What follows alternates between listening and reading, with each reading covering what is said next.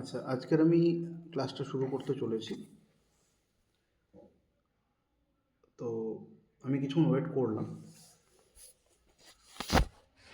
ঠিক আছে, আমি আপাতত শুরু করছি, তারপরে যদি কেউ অ্যাড হয় সেটা আমি দেখছি। না হলে আপনারা দেখে নেবেন, রেকর্ড তো থাকছে, কোনো অসুবিধা নেই। আজকের দেখবেন যে খুব মহত্বপূর্ণ একটা জিনিস, বেদেরই একটা ছোট্ট পার্ট। আমি কালকে গতকালকে বলেছিলাম এটা, যে আজকে এমন একটি বিষয় পড়াবো যেটা মোটামুটি কিছু কিছু সপ্তাহে একটা দিন এমন থাকবে যে ছোটো ছোটো টপিকগুলো পড়াবো, যেটা একদিনে শেষ করা যাবে এবং যেখান থেকে খুব গুরুত্বপূর্ণ প্রশ্নও কিন্তু আসে পরীক্ষার সময়। ঠিক আছে, তো দেখুন আজকে বেদের যে উপরে বিষয়, তো সেটা আমরা প্রথমে স্বর বিষয়ে আলোচনা করব। আচ্ছা, দুবার দেখবেন যে এটা পিডিএফ করতে গিয়ে হয়তো দুবার হয়েছে আমার, কিন্তু এটা দুটো একই পেজ। হ্যাঁ, ঠিক আছে, দেখুন তাহলে প্রথমে আমরা বৈদিক স্বর সম্পর্কে জানি। যে বেদে ধরুন যখন কোনো কিছু মন্ত্র উচ্চারণ হয়, তো সেই উচ্চারণগুলো কখনো কি হচ্ছে যে কখনো উঁচুতে উচ্চারণ হচ্ছে, কখনো নিচুতে উচ্চারণ হচ্ছে, কখনো মাঝামাঝি উচ্চারণ হচ্ছে। আমরা হয়তো দেখবেন যে গানের ক্ষেত্রে খুবই এগুলো লক্ষ্য করি। যেমন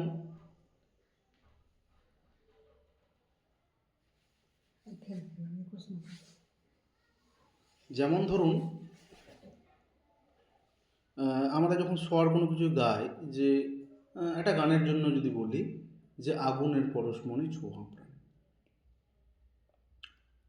তো সেখানে কি হয় যে এই যে আগুনের পরশমণি ছোঁয়া প্রাণে আমি নিচে গাইছি, তাই তো? যে ধরুন নর্মালভাবে একটা ফ্লো চলছে যে আগুনের পরশমণি ছোঁয়া প্রাণ, নিচে আছে তোমার স্বরটা। আবার দেখুন যদি আমরা এখান থেকে গাই আমারে দেহ খানি তুলে ধরো, তখন উপরে তোমারও দেবালয়ে, এই যে এই জায়গাগুলো গাইছি, এই জায়গাগুলো কিন্তু আমরা আবার উদাত্ত হিসেবে কিন্তু মান্যতা রয়েছে। আমি জাস্ট গান দিয়ে বোঝালাম, কিন্তু আপনাদের স্বরটা কিন্তু সেভাবেই করতে হবে। তো স্বরের যে প্রয়োগটা সেটা আমরা দেখব।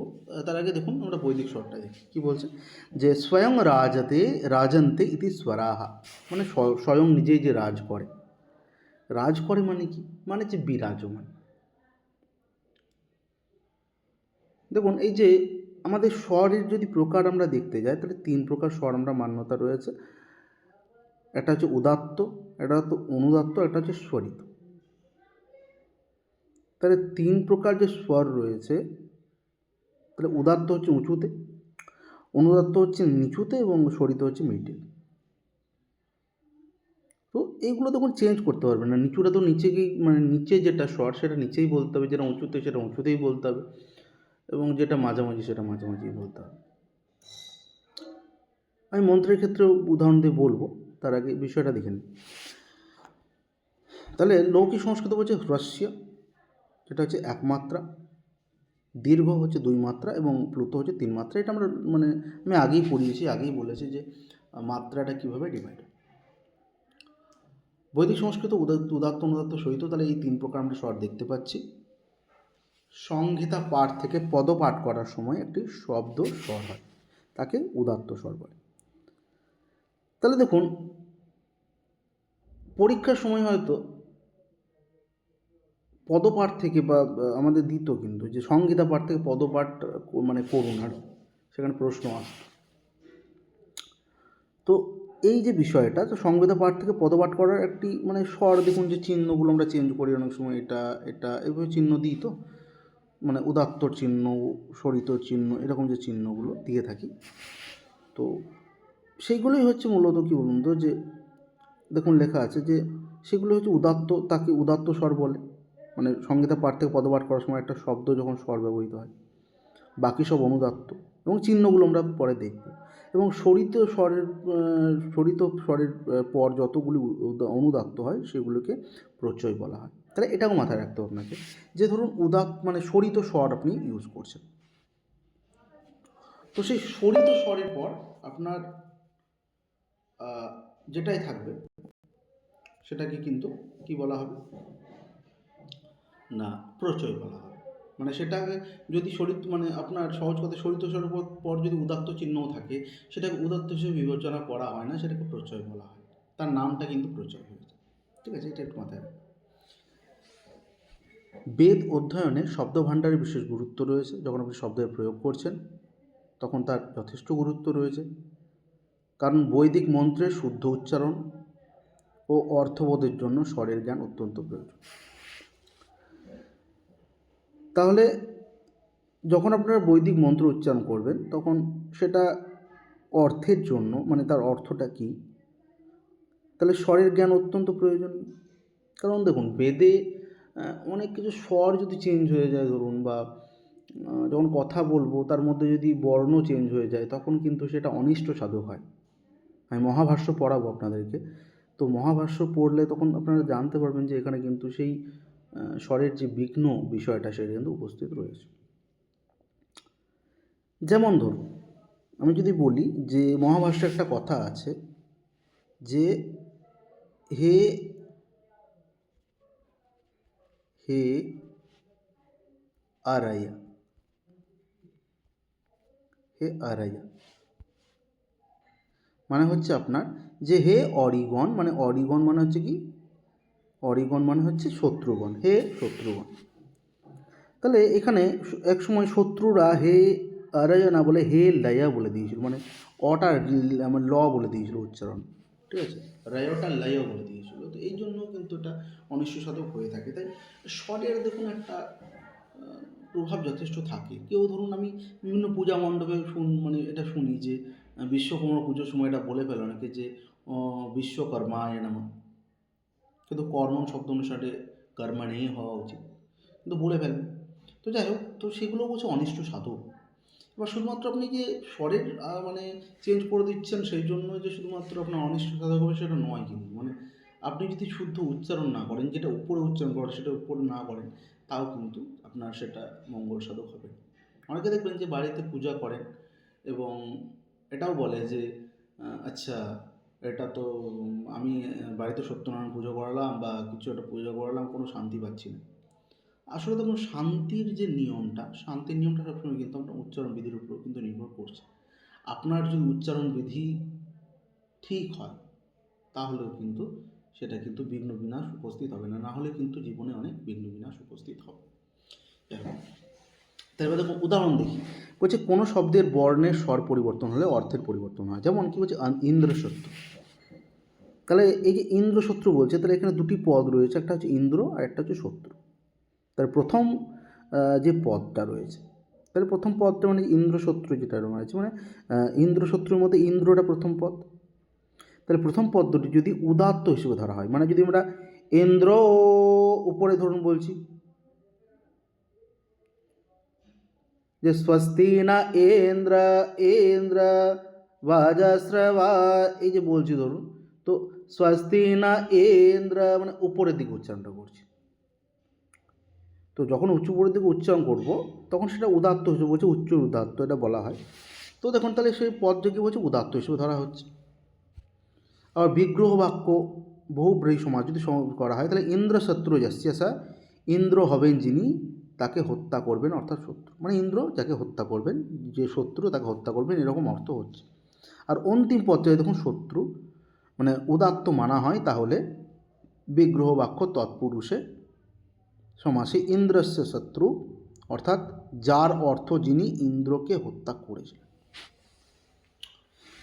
এবার দেখুন এখানে যেটা লেখা আছে একটু এলোমেলো লাগতে পারে আপনাদের, কিন্তু এই যে বিষয়টা যে ইন্দ্র শত্রুটা আমি উচ্চারণ করে দেখাচ্ছি দেখুন, তাহলে ওটা বুঝতে পারবেন। যদি বলি যে ইন্দ্র শত্রু, ইন্দ্র উপরে তেমন উচ্চারণ করছি আমি, মানে উদাত্ত, ইন্দ্র শত্রু, শত্রুটা নিচে চলে এলো, তো ইন্দ্র উপরে শত্রু নিচে হয়ে গেল। তাহলে ইন্দ্র যে শব্দটা বললাম সেটা কিন্তু আমরা যদি এইভাবে উচ্চারণটা করি তাহলে এটা বোঝাবে যে ইন্দ্রের একটা শত্রু আছে, যে ইন্দ্র তাকে বিনাশ করতে চাইছে, তাকে হত্যা করতে চাইছে। কিন্তু ধরুন আমি যে শত্রু পদটাতে উচ্চারণটা করি, মানে ইন্দ্রতে মানে এটাতে প্রেশার না দিয়ে আমরা কোথায় প্রেশার দিলাম, না শত্রুতে, যে ইন্দ্র শত্রু, শত্রু বা ইন্দ্র শত্রু, তো শত্রুটা কিন্তু আমরা উপরে উচ্চারণ করছি। তাহলে এই যে উপর উচ্চারণ করা, তাহলে সেটা কিন্তু আবার অর্থ চেঞ্জ হয়ে যাবে, যেটা হচ্ছে কি তৎপুরুষ সমাস হয়ে যাচ্ছে, ঠিক আছে, যে যিনি ইন্দ্রকে হত্যা করেছিলেন, এরকম অর্থ কিন্তু চেঞ্জ হতে থাকে। যাই হোক, তাহলে এটা হচ্ছে বেদের বিভিন্ন স্বরের জন্য হয়ে থাকে। এবং বৈদিক সাহিত্যে তাহলে যে স্বর সাহিত্যে আমরা বলছি যে কি 3 প্রকার স্বর, উচ্চ, রুদাত্ত, অনুদাত্ত এবং স্বরিত, এই 3 প্রকার স্বর দেখা যাচ্ছে।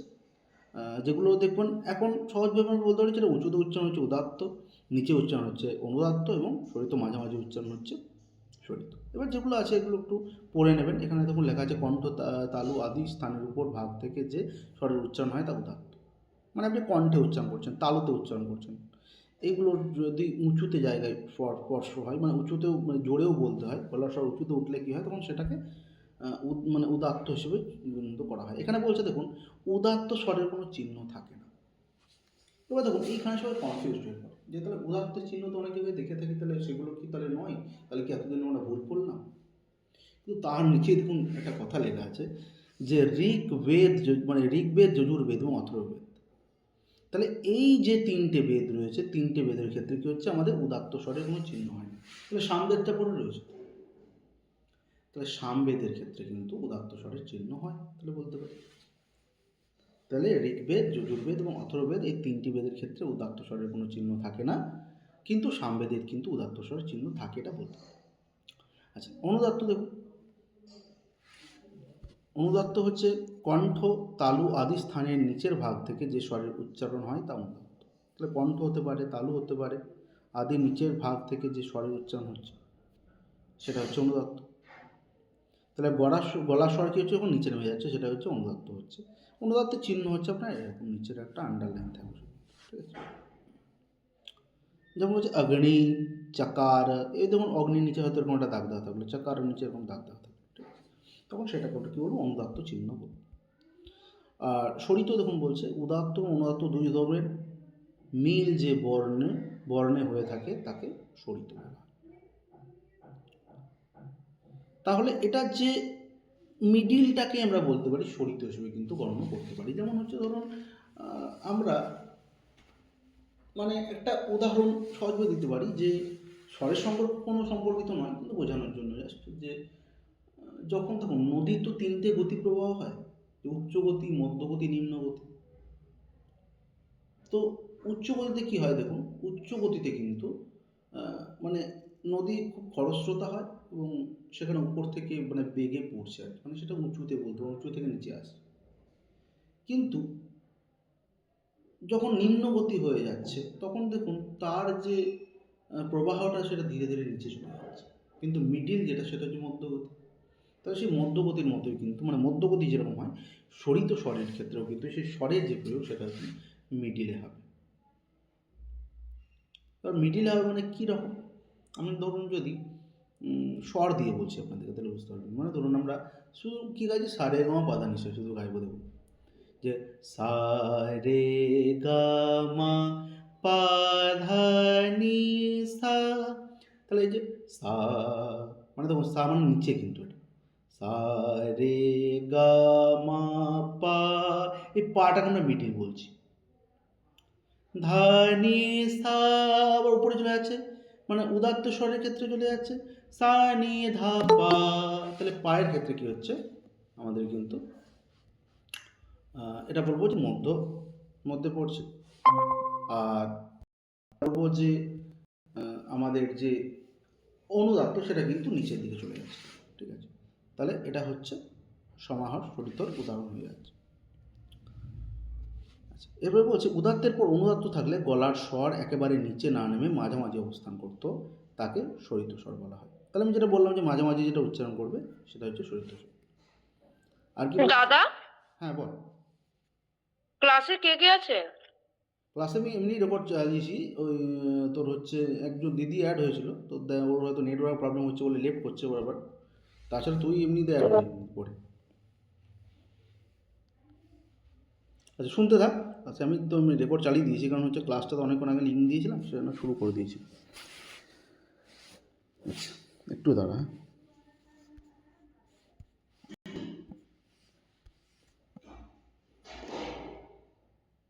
আচ্ছা স্ক্রিনটা দেখা যাচ্ছে তো তো হ্যাঁ।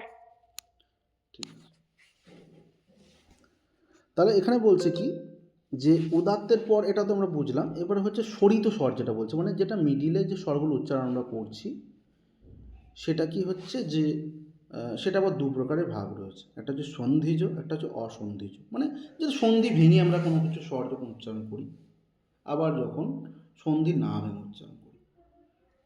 যেমন ধর আমি যদি বলি, উচ্চারণ যদি ভেঙে ভেঙে বলছি, যে খুব কমন একটা মন্ত্র, শান্তি মন্ত্র, মানে শান্তি মন্ত্রের ক্ষেত্রে আমরা বলি যে ওম সহনা ভবতু, এই যে যদি ভেঙে বলছি, দেখ সহনা, যদি ভেঙে বলি ওম সহনা ভবতু सहनो भुनक्तु सह वीर्यं करवावहै, এই যেগুলো ভেঙে ভেঙে তাও বলছি। কিন্তু একসাথে অনেক সময় কী করি আমরা, মানে এক সময় মানে টানটা যেমন হচ্ছে, যদি পুরোটা বলি তাহলে কী হবে, ওম সহনা ভবতু सहनो भुनक्तु सह वीर्यं करवावहै, এরপরে যে লাইনটা বলবো একদম সন্ধিযুক্ত হয়, তেজস্বিনাবধিতমস্তু মা বিদ্বিষাবহৈ, এতটা লাইন বললাম, একদম টেনে বললাম, কোথাও গ্যাপ দিলাম। তাহলে আমাদের যখন আমরা মন্ত্র বলবো, তখন কিন্তু সেখানে কিন্তু কোথাও সন্ধি যুক্ত হবে এবং কোথাও সন্ধি মানে থাকবে, কোথাও থাকবে না আর কি। তো সেটাকেই বলছে কি, স্বতন্ত্র হিসেবে সন্ধিজ আর অসন্ধিজ। তো সন্ধিজ হিসেবে আবার কি বলছে, এটা ভাগগুলো মনে রাখলেই হবে, শৈপ্রা প্লসিস্টার অভিনীত। আর অসন্ধিজ যেটা রয়েছে, সেটা কি বলছে, একে জাত্য সরিত বা নিত্য সরিত বলা হয়। যে ঋগ্বেদ প্রাতিহাক্যে বলা হয় যে সরিত নিজের জন্ম থেকে, অর্থাৎ স্বভাবে সরিত। দেখ এবার স্বভাবে সরিত মানে কি? যে আমরা বলি না যে ওই ছেলেটা না খুব মানে গলাটা কী রকম টাইপের, মানে একটু ক্যাকক্যাকে গলা, আমরা এগুলো মানে প্রচলিত বাংলায় বলি, মানে খুব উঁচু গলাতে কথা বলছে, তাই না? বা কেউ বলে যে মেয়েটার খুব স্বভাবটা খুব শান্ত, সে খুব নিচে গলায় কথা বলে, শোনাই যায় না। আবার অনেককে বলি যে না, তার গলাটা না ছোট থেকে একটু গাম্ভীর্যপূর্ণ, মানে খুব ধীরে ধীরে কথা বলতে পছন্দ করে। তো দেখ এই যে বিষয়গুলো, এইগুলো প্রত্যেকটা কিন্তু ওই স্বরেরই ভাগ। তো এটা হচ্ছে যে সেটা কিছু জন্ম থেকেও বলছে, হতে পারে যে স্বরিত স্বরে নিজের জন্ম থেকেই মানে প্রভাবেই সেটা মানে হয়ে আসছে, সেটাই বলছে স্বরিত, মানে স্বরিতভাবেই সে বলতে পছন্দ করে। দেখবি আমরা যখন মানে তুই যেহেতু নিজে কবিতা বলিস, সেহেতু একটা জিনিস লক্ষ্য করবি যে কবিতা বলার সঙ্গে সঙ্গে যদি অ্যাঙ্কারিংটাও করিস, তাহলে সেই ক্ষেত্রে সব জায়গার অ্যাঙ্কারিংটা সমান হয় না। মানে কলেজে করছিস, স্কুলে করছিস, সেই অ্যাঙ্কারিংটা পুরো আলাদা। কোনো অফিস কাছারিতে করছিস বা কোনো একটা ভালো সাংস্কৃতিক অনুষ্ঠানে করছিস, সেখানে কিন্তু তার যে গলার যে কথা বলার স্টাইল, সেটা কিন্তু আলাদা থাকে। আর দেখবি যেগুলো মানে ক্লাবের অনুষ্ঠান থাকে, বা মানে একটু সংস্কৃতিটাকে একটু অপসংস্কৃতির দিকে হালকা বলেও নিয়ে যাওয়া হয়, সেগুলোতে দেখবি আমাদের প্রয়োগটা মানে গলার যে বলার ধরন, সেটা কিন্তু মানে উপরে চলে যায়, উদাত্ত কণ্ঠে কিন্তু চলে যায়। তো যাই হোক, এই স্বরগুলো কিন্তু কিছু বলছে যে জন্ম থেকে যেগুলো স্বরিতভাবে উৎপন্ন হচ্ছে, মানে মাঝামাঝি স্বর আমরা বলতে যখন পছন্দ করি, তখন সেটা হচ্ছে স্বরিতই, এটাই হচ্ছে যাত্রা স্বরিত। এবং বলছে আশ্রিত, অনেক পদের সংহিতা যেখানে উদাত্তের পর অনুদাত্ত হওয়ার অনুদাত্তে যে স্বর প্রাপ্ত হয় তা হচ্ছে আশ্রিত স্বরিত। তাহলে দেখ আমরা জানি যে সংহিতা পাঠ একটা পাঠ, তো যেখানে উদাত্তের পর অনুদাত্ত হওয়ার, মানে ধর প্রথমে একটা স্বর উদাত্ত হলো, তারপর নিচু হয়ে গেল, অনুদাত্ত হলো, ঠিক আছে? তো উদাত্তের চিহ্ন কিন্তু আমাদের এটা উঁচুতে, মানে অনেকে বলা হয় উদাত্তের চিহ্ন নেই, কিন্তু সামবেদে কিন্তু এই চিহ্নটা রয়েছে, ঠিক আছে?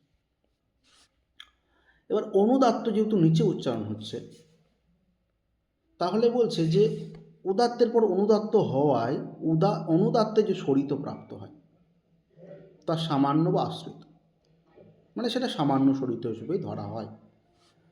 মানে ধর আমি একটা কোনো কিছু লাইন বলছি, যে ইন্দ্র শত্রু, আগেও বললাম কথাটা, মানে তুই তখন অ্যাড হসনি। তো যদি বলি যে দেখ উপরে বলছি যে ইন্দ্রা শত্রু, তাহলে ইন্দ্রা উপরে বলছি মানে উদাত্ত, আর শত্রু বলছি ধর নিচে বলে দিলাম, তো ইন্দ্রা শত্রু, তাহলে অনুদাত্ত বলার পর যে অনুদাত্তে যে শরিত প্রাপ্ত হয়, মানে ধর অনুদাত্তে যে শরিত প্রাপ্ত হয় মানে কি, যে উপর বললাম তোর নিচে বললাম তারপরে মিডিলে চলে যাচ্ছে জিনিসটা। মানে ইন্দ্র শত্রুটা কেমন বলছি দেখবা, তিনটে ভাগে বলবো, ইন্দ্রা শত্রু মানে নিচে চলে গেল, ত্রুটা মানে মাঝে চলে গেল, তাহলে সেটা হচ্ছে আমাদের কীরকম শরিত, সেটাকেই বলছে তার সামান্য বা আশ্রিত। এবার এটার ভাগ কত প্রকার সেটা একটু দেখে নিলেই হয়। আচ্ছা, এবার হচ্ছে একটা জিনিস মাথায় রাখতে হবে যে প্রচয় জিনিসটা কি, প্রচয় স্বর। তো প্রচয় স্বর হচ্ছে কিছুই নয়, যে যখন তুই ধর মানে শরিত কোনো কিছু বলা হবে, শরিতের পর যদি কোনো অনুদাত্ত থাকে তাহলে সেটাকেই প্রচয় বলা হয়। এখানে লেখা আছে যে এটা সূত্র আছে স্বরিতাৎ সংহিতায়াম অনুদাত্যাম, তাহলে এই সূত্রের দ্বারা শরিতের পরবর্তী সমস্ত অনুদাত্ত প্রচয় হয়। তো শরিত স্বরের পর অনুদাত্ত থাকলে তা প্রচয় বা প্রাচিত স্বর থাকে। এবার দেখ উদাহরণ দিয়ে যদি বলি যে শরিত মানে হচ্ছে মিডিল স্বর, তা তারপর হচ্ছে অনুদাত্ত হচ্ছে, তার অনুদাত্ত হচ্ছে নিচের স্বর হয়ে যাচ্ছে। তাহলে হচ্ছে ধর আমি একটা স্বর গিয়ে জাস্ট বোঝানোর চেষ্টা করছি, হ্যাঁ, তাহলে বুঝতে পারবি হয়তো। ধর আমি যদি বলি ধা মা পা ধা মা রে, এই যে রে পর্যন্ত দেখ, রেতে গিয়ে একটা স্ট্যান্ড করছে, সেটা আমি মিডিল আমি ধরি, যে ধা মা পা, ধাটা একটু উপরে, ধা মা পা ধা মা রে, এবার নিচে ধা সা, মানে ধা মানে আরও নিচে চলে এলাম, নিচের ধা। মানে আমাদের দেখবি যখন স্বর আমরা গাই বা উদাত্ত অনুদাত্ত শরিত মানে কি বলতো, আসলে যে তিনটে অক্টেভ থাকে, মানে সারে গামা পাধা নিশা যখন আমরা স্বর বলি তখন এটা মিডিল অক্টেভে বলছি। এবার এই সাটা বলছে সা নি, মানে এর নিচেও ধা পা মা নিচে চলে যাচ্ছে, আর এদিকে সা রে গা মা উপরে চলে যাচ্ছে এদিকে, আর এটা হচ্ছে মিডিল যাচ্ছে। তাহলে নিচেরটা হচ্ছে অনুদাত্ত, মিডিলটা হচ্ছে আমাদের কি শরিত, আর উপরটা হচ্ছে উদাত্ত, এইভাবে তো আমরা করি। তাহলে বলছে আমাদের যখন এই যে দেখ ধা সা বললাম, মানে উপরে আমরা তখন কি বলছিলাম, শরিত বলছিলাম, মানে ধা মা পা ধা মা রে, রে পর্যন্ত এসেছিলাম, তখন কিন্তু রেটা হচ্ছে কি মিডিলে চলে গেল, এবং তারপরে ধা নিচের দিকে গেলাম, ওটাই ওই স্বরটা তাহলে কি হচ্ছে, তাহলে ওটাই প্রচয় হিসেবে পরিচিত হবে। তেমনই হচ্ছে আমাদের স্বর যখন আমরা বলছি যে তখন কিন্তু সেটাকে প্রচয় দেওয়া হয়। যেমন হচ্ছে ধর স্বস্তি না ইন্দ্র ভাজস্রবা, এই যে স্বস্তি না ইন্দ্র, এবার যদি এই স্বস্তি না ইন্দ্র নর্মাল বলছি, এটাকে যদি আরও নিচে বলে দিই যে স্বস্তি না ইন্দ্র ভাজস্রবা, মানে আরও নিচে চলে গেল, তাহলে নিচে চলে গেল মানে কি, এই যে শরিত স্বরটা, শরিত স্বরের পর যে অনুদাত্ত নিচের অংশটা সেটাকে প্রচয় বলা হয়। ঠিক আছে, তাহলে প্রচয় অংশটা জিজ্ঞাসা করে কিন্তু এটা ভুলিস না আর কি। ঠিক আছে, তাহলে এটা তোমরা দেখলামই, এই সামবেদের স্বরটাও কিন্তু বলা হয়েছে। যাই হোক, এই ছকটা কিছু নেই, মানে যেগুলো এতক্ষণ পড়িয়েছিলাম এটাই অনুরূপ আর কি। আচ্ছা, এবার দেখ বেদে কিছু পাঠ আছে, এগুলোই আজকে আমাদের মেন পড়তে হবে, এবং এগুলো ক্রমান্বয়ে জিজ্ঞাসা করা হয়। ঠিক আছে, সব থেকে মনে কথা রাখবি যে ক্রমান্বয়টা যেন না ভুল হয়, ক্রমান্বয়টা যেন তো ঠিক হয়। তো এখানে দেখ বিকৃতি পাঠ, জটা পাঠ, মালা পাঠ, শিখা পাঠ, এরকম করে পাঠ আছে। তো মোট যে সর্বমোট যে পাঠ রয়েছে সেটা হচ্ছে কিন্তু 11 প্রকার। মনে রাখবি যে বেদ পাঠ যখন আমরা পড়বো তখন বেদ পাঠ হচ্ছে 11 প্রকার বলা হবে। সেই জন্য দেখবি যে বেদের সব মন্ত্র কিন্তু সব ধরনেরভাবে উচ্চারণ হয় না, কিছু বিকৃত পাঠও করা হয়, কিছু জটা পাঠ করা হয়, কিছু মালা পাঠ করা হয়। তো সেই জন্য কিন্তু এত কিছু চেঞ্জ হয়। তাহলে আমরা এই পাঠগুলো কী জিনিস সেটা একটু দেখব, কটা ভাগ সেটা তো দেখছি, তার সঙ্গে প্রত্যেকটা কী কীরকমভাবে তার ব্যবহৃত হচ্ছে সেটাও কিন্তু দেখে নেব। তাহলে প্রথমে দেখ বলছে বিকৃতি পাঠ, জটা পাঠ, মালা পাঠ, শিখা পাঠ, রেখা পাঠ, ধ্বজ পাঠ, দণ্ড পাঠ, রথ পাঠ আর ঘন পাঠ। তো এদের মধ্যে প্রত্যেকের নামের পূর্বে ক্রম শব্দটি পাঠ করিতে হয়। তাহলে ক্রম শব্দটি পাঠ করিতে হয়, যেমন ক্রম জটা পাঠ, মানে জটা পাঠ বলছি কিন্তু বলছি এটা বলা উচিত যে ক্রম শব্দটাও কিন্তু এর সঙ্গে ব্যবহার করা হয়। তাহলে এখানে বলছে যে ক্রম জটা পাঠ, ক্রম মালা পাঠ ইত্যাদি, জটা পাঠ আর দণ্ড পাঠ খুবই গুরুত্বপূর্ণ। তো এই 11 প্রকার পাঠকে আবার দুই ভাগে ভাগ করা যায়। একটা হচ্ছে কি নির্ভুজ, আর হচ্ছে প্রাতৃণা। তাহলে এই 11 প্রকার যে পাঠ সেটাকে এবার বলছে দেখ দুই ভাগে ভাগ করা হচ্ছে। তাহলে কি কি না বলছে নির্ভুজ। নির্ভুজ জিনিসটা কি, যে সংহিতায় যেরূপভাবে লিপিবদ্ধ বা শ্রুতি ধৃত আছে অবিকল তদ্রূপে পাঠ করাকে নির্ভুজ বলা হয়। যেমন হচ্ছে সংহিতা পাঠ। তো দেখ সংহিতা পাঠ জিনিসটা হচ্ছে ধর তোকে যেমনভাবে বলতে বলেছে তুই যদি তেমনভাবেই বলিস, তাহলে সেটা হচ্ছে কি মন্ত্রে ধর, মন্ত্র বিশেষে তুই ধর ওই শটটা ওইভাবেই বলতে হতো। এবার তুই ধর বলছিস যে ওইভাবেই বলছিস, তাহলে সেটাকে কি বলছিস, সেটা হচ্ছে সংহিতা পাঠ। যেমন হচ্ছে সংহিতা পাঠ না গিয়ে আমি ধর একটু কবিতার আকারে গিয়ে বলি, তাহলে ধর বলতে বুঝতে সুবিধা হবে। একটা কবিতার লাইন বলছি, সে লাইন থেকে দেখ যে আমাকে একজন শেখাচ্ছে সে কবিতাটা, সে বলেছে যে এইভাবে বলতে, যে তুমি একটা কাজ করো, এই যে স্বরের যে আধিক্য সেটা এরকম হবে যে যে আনন্দ ফুলের বাসে, যে আনন্দ পাখির গানে, যে আনন্দ অরুণ আলোয়, যে আনন্দ শিশুর প্রাণে, যে আনন্দে বাতাস বহে, যে আনন্দ সাগর জলে, যে আনন্দ ধূলির কণায়, যে আনন্দ ট্রেনের তলে। এবার আমাকে যেভাবে স্টেপগুলো করতে বলেছে, যেখানে যেভাবে পজ নিতে বলেছে আমি সেভাবেই করছি।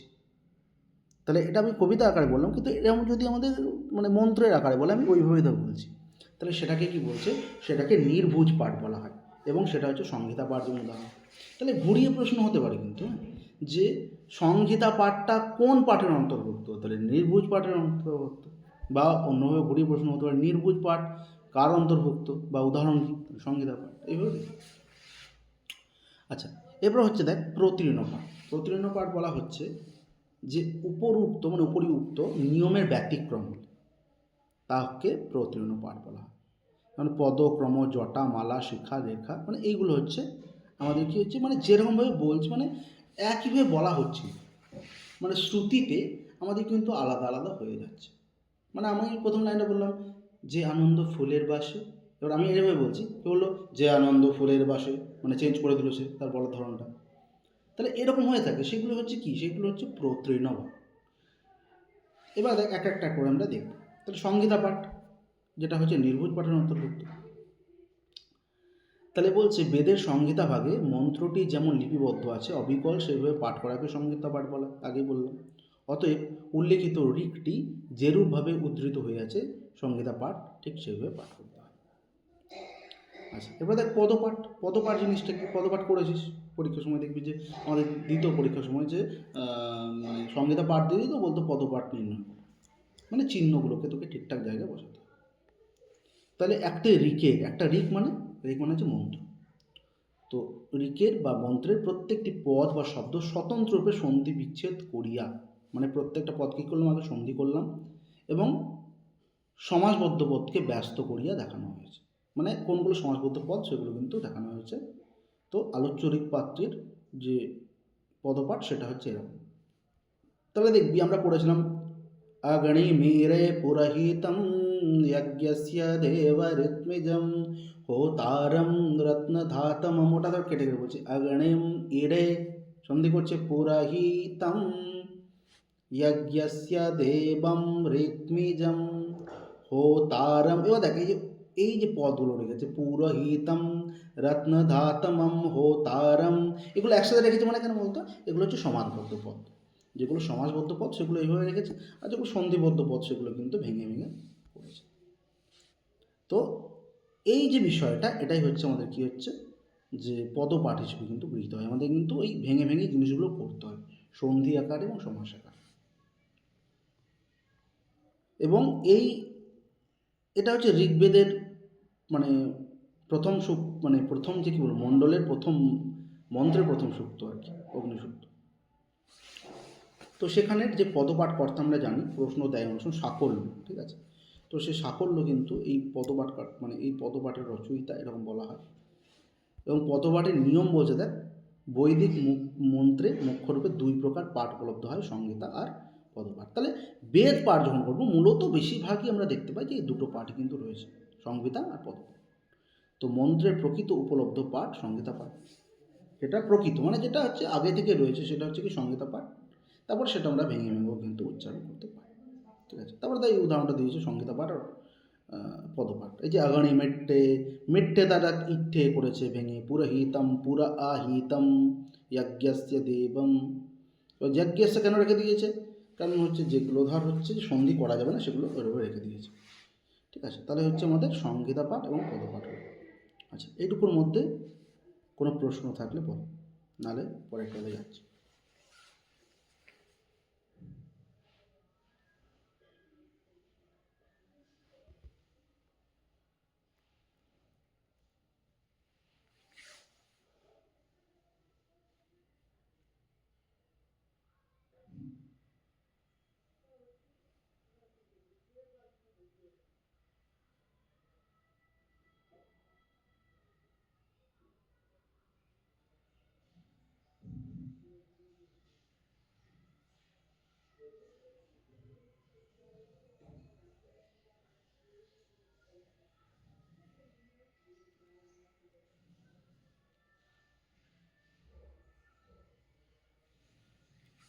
ঠিক আছে, দেখ আমরা আগে যাচ্ছি, যদি কোনো মাঝে অসুবিধা হয় বলবো।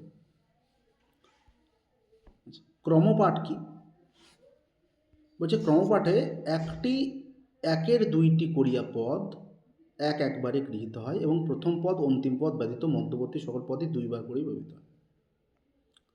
তাহলে প্রথমটা কি বলছে যে প্রথম পদ এবং অন্তিম পদ ব্যতীত, মানে প্রথম আর অন্তিম ছাড়া মধ্যবর্তী সকল পদই দুইবার করে ব্যবহৃত হয়। তাহলে দেখ এখানে প্রথম পদ কি ছিল, অগ্নিম ইরে পুরোহিতম ছিল, তাহলে অগ্নিম ইরে এটা একবার বললাম, কিন্তু মাঝে কি ছিল যে পুরোহিতম, তাহলে ইরে পুরোহিতম, তাই এটা হচ্ছে আরেকবার উচ্চারণ হচ্ছে, যে ইরেটা আরেকবার উচ্চারণ হয়ে যাচ্ছে, ইরে পুরোহিতম। এবং সকল পদই বাকিগুলোকে হচ্ছে দুবার করে বলতে, যে যজ্ঞস্য দেবম দেবম ঋত্মিজম ঋত্মিজম হোতারম, এবার দেখ দুবার হচ্ছে। তাহলে একটা জিনিস মাথায় রাখতে হবে, ক্রমপাঠ কোনটা না, ক্রমপাঠ হচ্ছে সেটা যেটা হচ্ছে প্রথম আর অন্ত ছাড়া মাঝে যে পদগুলো থাকবে সেগুলো দুবার করে বলা হবে, সে শব্দগুলো বারবার মানে দুবার আসবে, সেটা হচ্ছে আমাদের ক্রমপাঠ। আচ্ছা, জটাপাঠ কি বলছে, বস্ত্র বয়নে বা পশম বয়নে যেমন টানা পড়েন ব্যবহৃত জটাপাঠ হয়, জটাপাঠের রীতি অধিকাংশে তদ্রূপ বলিয়া ইংরেজিতে ইহাকে কেউ কেউ ওভেন টেক্সট আখ্যা দিয়েছেন। ইহাতে প্রথম অন্তিম পদ দুইটি তিনবার করিয়া এবং মধ্যবর্তী পদগুলি প্রতিটি 6 বার করে উচ্চারণ। তাহলে দেখ জটাপাঠ হচ্ছে এটাই যে প্রথম আর অন্তিম পদটা দুবার ব্যবহার হবে, দুইটি মানে কি বলছি তিনবার করে ব্যবহার, দুবার নয় তিনবার করে, প্রথম আর অন্তিম পদ, আর যেগুলো মাঝে থাকছে সেগুলো 6 বার। তাহলে দেখ অগ্নিম ইরে, অগ্নিম ইরে দুবার উচ্চারণ হচ্ছে, কারণ মাঝে ইরে থেকে দেখ, তাহলে বাকি 6 বার ইরে মানে অগ্নিম ইরে পুরহিতম। এবার ইরে পুরহিতম পুরহিতম ইরে উল্টো, মানে আগেরটা পরে পরেরটা আগে, এইভাবে বলছে শব্দগুলো, কিন্তু 6 বার করে কিন্তু উচ্চারণ হচ্ছে। তাহলে এটা হচ্ছে জটাপাঠ। তাহলে ক্রমপাঠ আমরা দেখছিলাম যেটা প্রথম আর অন্তিম পদ ছাড়া বাকিগুলো দুবার করে উচ্চারণ হবে, সেটা হচ্ছে ক্রমপাঠ। জটাপাঠ হচ্ছে প্রথম আর অন্তিমটা হচ্ছে তিনবার পাঠ হবে আর বাকিগুলো 6 বার, তাহলে সেটা হচ্ছে জটাপাঠ। এবারে দেখ মালাপাঠ। মালাপাঠে কি বলা হচ্ছে যে দেখ আমরা যখন মালা গাঁথি তখন সে সুতোর মধ্যে কী করি, যে অনেক সময় ধর গাঁদা ফুলের মালা গাঁথছি, তাহলে পুরোটাই হয়তো গাঁদা ফুল দিয়ে সাজানো। আবার এটাও তো হয় যে মাঝে মাঝে আমরা বিভিন্ন যখন ফুল মানে একটা ফুলের মালা গাঁথছি কিন্তু ফুলগুলো বিভিন্ন ধরনের, সেটাও করে থাকি। তো এটা ঠিক ওই রকমই বিষয়টা, যে এটার পাঠটি একটু বলছে কঠিন, যে প্রথম ও দ্বিতীয় পদ পাঠ করিয়া তৎপর ষষ্ঠ পদ ও পঞ্চম পদ পাঠ করিতে হয়। তাহলে এখানে দেখ কি বলছে, যে প্রথম এবং দ্বিতীয় পদ পাঠ করা হলো, তারপরে কি হচ্ছে 6 নম্বর আর পঞ্চম পদ পাঠ করিতে হয়। তারপর পুনরায় দ্বিতীয় পদ ও তৃতীয় পদ, তৎপর পঞ্চম পদ ও চতুর্থ পদ। পুনঃ পুনঃ অভ্যাস ব্যতীত এরকম দুরূহ পাঠ রীতি আয়ত্ত করা কঠিন। বেশ, এবার এই জিনিসটা আমি একটু সহজ করে বলি। ধর আমাদের 7টা স্বর রয়েছে, মানে সা রে গা মা পা ধা নি। এবার ধর যদি প্রথম আর দ্বিতীয় বলি, মানে কি প্রথমে সা নিলাম, তারপরে রে নিলাম। ষষ্ঠ আর পঞ্চম মানে কি ধা পা নিলাম, মানে 6 নম্বর নোট হচ্ছে ধা, আর 5 নম্বর নোট হচ্ছে পা। তাহলে সা রে ধা পা। আবার কি হচ্ছে দ্বিতীয় পদ ও তৃতীয় পদ। দ্বিতীয় পদ মানে হচ্ছে রে গা, তৎপর পঞ্চম পদ আর চতুর্থ পদ মানে পা মা। তো মানে এলোমেলোভাবে আমরা পাঠ করছি। তাহলে এলোমেলো মানে হচ্ছে ধর, মানে এবার বলছি দেখ, ফুলের মালা আছে ধর, তোর হচ্ছে কোথাও শিউলি ফুল আছে, কোথাও গাঁদা আছে, কোথাও জবা আছে, সব কিছু মিক্সড আছে। এবার ধর তুই নিজের মতো করে সাজালি, মানে কখনো মানে 4টে ধর কী করলি, প্রথমে গাঁদা নিলি, তারপর 2টো জবা নিলি, এইভাবে তুই তোর তোর মতো করে সাজাচ্ছিস, যেটা ভালো লাগবে দেখতে। ঠিক আছে, তো এইরকমভাবে যদি মানে যেরকম মালা গাঁথা হয়, স্বরও যদি এইভাবে প্রয়োগ করা হয়, তখন সেটাকে কিন্তু বলছে মালা পাঠ। যেমন হচ্ছে দেখ, যে অগ্নিম ইরে ঋত্মিজম দেবম ইরে পুরোহিতম দেবম যজ্ঞ। সব দেখ লাইন আগে পরেরগুলো দেখ এলোমেলো করে দিয়েছে, পরপর লাইনগুলো বলা হচ্ছেই না আসলে। কখনো আগেরটা নিচ্ছে, কখনো পরেরটা নিচ্ছে, কখনো পরেরটা নিচ্ছে, কখনো আগেরটা নিচ্ছে। তাহলে মালার আকারে কিন্তু গাথিত হচ্ছে বলে এটা হচ্ছে কি মালা পাঠ। এবার এটা ডিটেলসটা একটু লেখা আছে, এটা একটু পড়ে নিই। আচ্ছা, এবার হচ্ছে রেখা বা লেখা পাঠ, দু নামই অভিহিত করা হয়, বা লাইন টেক্সটও বলা হয়। হচ্ছে রেখা পাঠও বলা হয়। পাঠের বিপর্যাস হইতে দৃষ্ট হয়, কখনো 2টি পদ, কখনো 3টি পদ একত্রে পাঠ করা হয়, যথাক্রম ও বিপরীতক্রম উভয়। তাহলে দেখ বিপরীত রূপে, মানে কখনো কি বলছে অগ্নিম ইরে বলছে, কখনো ইরে অগ্নিম বলছে, কখনো আবার অগ্নিম ইরে বলছে, মানে একবার সোজা, একবার উল্টো, একবার আবার সোজা। এইভাবে যদি কোনো পাঠ করা হয়, তাহলে সেটা কি বলছে রেখা পাঠ বা লেখা পাঠ কিন্তু তাকে বলা হয়ে থাকে। আক্ষরিক প্রতীক হচ্ছে যে 1 2 2 1 1 2 2 3 4 5 2 2 3 3 4। এবার দেখ আমি এগুলো নাচের স্টেপের ক্ষেত্রে দেখবি যখন করিস না, মানে প্রথম ধর বললো 1 2, আবার 2 1, কেন বলছি মানে তোর পাটাকে হচ্ছে হয়তো আমরা বাঁ থেকে ডান সাইডে নিয়ে গেলাম, আর ডান থেকে বাঁ সাইডে নিয়ে আসছি। তাহলে এই যে বিষয়টা, সেটাও কিন্তু আমাদের দেখবি যে মানে উল্টো করছি বিষয়টা।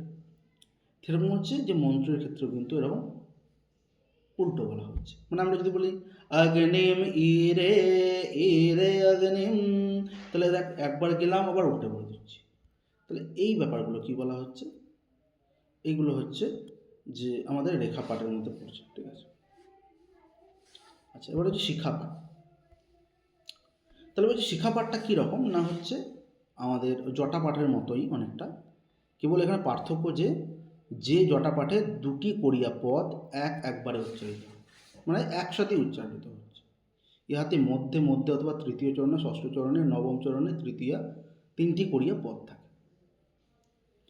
আচ্ছা দেখ, তাহলে এইখানে বিষয়টা দাঁড়াচ্ছে এটাই, যে আমরা ধর কখন যদি শব্দ উচ্চারণ বা লাইন বলছি, আমরা এক শ্বাসেই 2টো শব্দ একসাথে বলতে হবে। এখানে মানে শিক্ষা পাঠের ক্ষেত্রেও কিন্তু এক শ্বাসে 2টো করে শব্দ বলতে হবে, তখন সেটা কিন্তু মান্যতা হবে, নাহলে কিন্তু সেটা মান্যতা হবে। আচ্ছা, তাহলে এটা হচ্ছে আমাদের শিক্ষা পাঠের অন্তর্ভুক্ত। ঠিক আছে, এবং এই প্রকারে পাঠ চলিতে থাকবে। ইহার পাঠক্রম অক্ষর প্রতীকে বুঝাইলে হইলে এইরূপ দাঁড়াইবে, মানে 1 2 2 1 1 2 3 2 3 3 2 2 3 4, এইভাবে কিন্তু দিয়েছে। এগুলো জাস্ট দেখবি, এত ডিটেলসে প্রশ্ন কোনোদিন হয় না, কিন্তু প্রশ্ন কিন্তু ক্রমান্বয়ে তোকে অবশ্যই জিজ্ঞাসা করবে যে কোনটা আগে পড়ে। মানে ধর দিয়ে দিল ধ্বজপাঠ, রেখাপাঠ, মালা পাঠ, শিক্ষা পাঠ কোনটা আগে পড়ে এগুলো দেয়, তো সেইগুলো যেন মনে থাকে। আচ্ছা, এবার দেখ ধ্বজ পাঠ বলছে। ধ্বজ পাঠ কি? আচ্ছা, শিক্ষা তো বললাম। ধ্বজপাঠ হচ্ছে ইহাতে প্রথমে অবিকল ক্রমপাঠ্যের নয় 6টি পদ উচ্চারণ করিয়া তৎপর বিপরীত ক্রমে সেই 6টি পদে পাঠ বিহিত। তাহলে এখানে কি বললো, প্রথমে 6টা পাঠ বলে নিল, যে অগ্নিম ইরে পুরোহিতম যজ্ঞস্য পুরোহিতম, এই যে এইভাবে বলছে, ধর পরপর 6টা ধর যেমনভাবে রয়েছে সে পদগুলো উচ্চারণ করছে এবং তারপর বিপরীত ক্রমে সেই পদপাঠের পাঠ বিহিত। মানে আমরা যদি মন্ত্রের দিকে গেলাম না, আমরা বোঝার জন্য সহজভাবে বলতে পারি যে 1 2 3 4 5 6, আবার 6 5 4 3 2 1, যদি আমরা এইভাবে বলি, মানে ধর যেমন হচ্ছে নাচের ক্ষেত্রে যদি বলে যে তোকে তাল বলছে যে ধিন ধিন ধাগে তেরে কেটে তুন না, এই যে এটা বলবো, বা ধর খুব পপুলার যেগুলো তাল, যে ধা ধিন ধিন ধা ধা ধিন ধিন ধা, তাহলে এই যে ধা ধিন ধিন ধা না বলে কি বলছে ধিন ধিন ধা ধিন, মানে উল্টো বলে দিচ্ছে। তাহলে সেটাই হচ্ছে আমাদের এই ধ্বজপাঠের কিন্তু বৈশিষ্ট্য। তাহলে ধ্বজপাঠ কিন্তু এইভাবেই হয়, যে একটা আগে থেকে প্রথমে চলে যাচ্ছে, তারপরে হচ্ছে সেটা কিন্তু তৃতীয়তেও কিন্তু সেটাই বিহিত হচ্ছে। ঠিক আছে, মানে আগে পরে যেটা হবে সেটাই হচ্ছে আমাদের কি, তাহলে ধ্বজপাঠের মধ্যে পড়ছে। ঠিক আছে, আচ্ছা এইটুকু পিডিএফটা ছিল, দাঁড়া একটু দাঁড়িয়ে আছে, ছবি তোলা আছে, বাকিটা পিডিএফটা হয়তো পড়া হয়নি।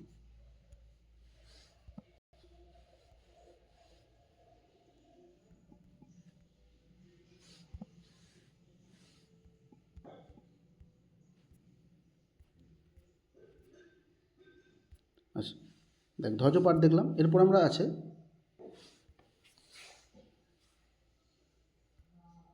দণ্ডপাঠ। তো দণ্ডপাঠে কি বলা হয়েছে, যে ইহাতে ক্রমপাঠে দুটি দুটি পদ যথাক্রমে তিনবার উচ্চারিত হয়, কেবল দ্বিতীয়বার বিপরীত ক্রমে পাঠ করিতে হয়। তাহলে এইটাতে কি বলছে, যে ক্রম পাঠ। তাহলে ক্রমপাঠ আমরা পড়েছি, ক্রমপাঠ জিনিসটা কি, যে যখন প্রথম পদ ও অন্তিম পদ ছাড়া বাকি সকল পদগুলোকে, মিডিলে যে পদগুলো সেগুলো দুবার উচ্চারণ হয়, সেটা পড়েছিলাম ক্রমপাঠে। তো এটাতেও তাই বলছে যে ইহাতে ক্রমপাঠের দুটি পদ যথাক্রমে তিনবার উচ্চারণ হয়, মানে ওখানে দুবার উচ্চারণ হচ্ছিল, কিন্তু ওই দুবার পদগুলোই আবার কি হচ্ছে, আবার তিনবার করে উচ্চারণ হচ্ছে। যেমন হচ্ছে অগ্নিম ইরে অগ্নিম ইরে অগ্নিম ইরে, দেখ লেখা আছে ওপরে, তা তিনবার একটা পদকে। আবার ইরে পুরোহিতম পুরোহিতম ইরে অগ্নিম, এইভাবে কিন্তু চলতে থাকবে, মানে তিনবার করে। বাকিগুলো ডট ডট দিয়ে দিয়েছে বা কমা দিয়ে শেষ করে দিয়েছে, কারণ হচ্ছে মানে এইভাবেই চলবে আর কি, তিনবার করে। তাহলে অক্ষর রূপে কী বলছে, আক্ষরিক রূপে 1 2 2 1 1 2, মানে তিনবার করে একটা স্বর কিন্তু হবে। মানে আমরা বলতে পারি যে অগ্নিম ইরে ইরে অগ্নিম অগ্নিম ইরে, দেখ মানে তিনভাবে বলা হবে। ঠিক আছে, আর রথপাঠে কি বলছে, যে ক্রমপাঠের ধারা এবং তাহার বিপরীত ধারা, এই দুইটি মিশ্রিত করিয়া রথপাঠের সৃষ্টি হয়েছে। তাহলে ক্রমপাঠের ধারা যে রয়েছে এবং তার বিপরীত ধারা দুটি মিশ্রিত করে কী হয়েছে, রথপাঠ হয়েছে। তাহলে ক্রমপাঠ আমরা দেখেছি জিনিসটা কি, এবং রথপাঠ দুই প্রকারে হতে পারে, একটি চরণের এক পাদ বা এক অংশ ধরিয়া, অথবা সমগ্র চরণ ধরিয়া। তাহলে প্রথম প্রকারটি এই রূপ বলছে সমিধাগ্নিম অগ্নিম সমিধা। ঠিক আছে, তাই ক্রমপাঠের নির্দেশিক এটা চলবে অনেকটা, এবং তার বিপরীত ধারাক্রমেও চলবে, মানে ক্রমপাঠ যেন চলছে, যে মিডিলটা অনেক সময় কি হচ্ছে, মিডিলটা আমাদের মানে দুবার করে উচ্চারণ হচ্ছে, এটা আমরা জানি। কিন্তু এইখানে কী বলছে, যে 1 2 2 1 3 4 4 3 1 2, এইভাবে এই ক্রমগুলো একটু জাস্ট পড়ে নিতে হবে, আর কিচ্ছু সেরকম কিছু নেই। ঠিক আছে, কিন্তু আমি বারবার একটা জিনিস বলছি, ক্রমান্বয়টা যেন মনে থাকে। অন্য প্রশ্ন এইখানে এই ডিটেলসটা জিজ্ঞেস করবে না, যারা ধর বেদের পুরোহিত, যারা পুরোহিত করছে তারা হয়তো এইগুলোর জন্য, তাদের জন্য এগুলো মেনলি।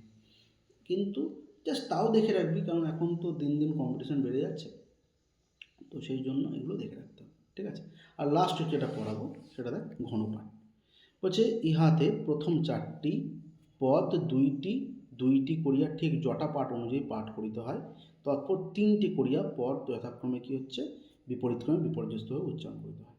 ঠিক আছে, তাহলে এটাও এরকম বলছে কি যে প্রথম 4টি পদ দুবার করে উচ্চারণ হচ্ছে জটা পাঠ অনুযায়ী, এবং তারপরে 3টি কোরিয়া পদ যথাক্রমে বিপরীতক্রমে বিপর্যস্তভাবে উচ্চারণ হচ্ছে। তাহলে এগুলো যে সবটা যেভাবে লেখা আছে সেগুলো একটু মিলিয়ে দেখতে হবে, আর কিচ্ছু না। তাহলে এইটা হচ্ছে আমাদের একটা খুব গুরুত্বপূর্ণ অংশ, এবং এখান থেকে প্রশ্ন কিন্তু দিয়ে দেয়।